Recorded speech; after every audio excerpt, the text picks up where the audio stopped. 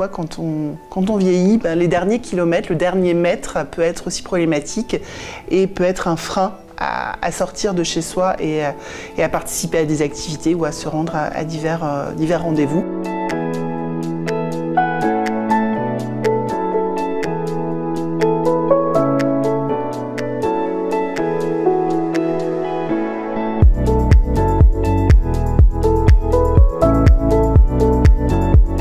C'est très innovant, effectivement, c'est intergénérationnel.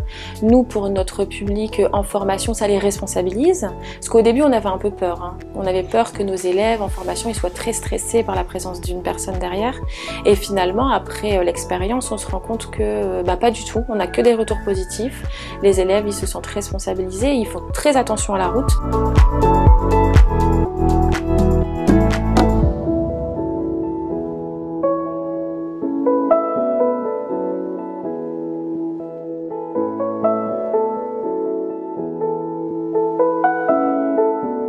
On va chercher la personne à son lieu de domicile, on l'installe dans la voiture, donc s'ils ont des difficultés pour mettre leur ceinture de sécurité, on leur met.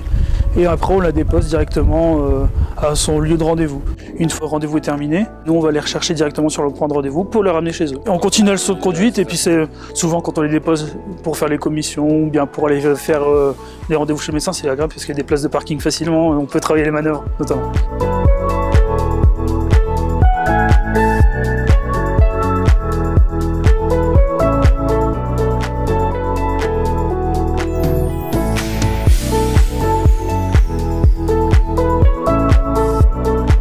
Comme je suis toute seule, une fois que je suis avec l'auto-école, il faut que je ne parle pas trop. J'aurais tendance à faire le moniteur, quoi.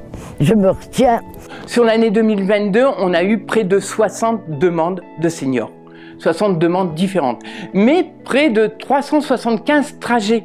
Donc ça veut dire qu'un senior qui a pris l'habitude, qui a découvert le service, en fait, il redemande de pouvoir utiliser ce service-là.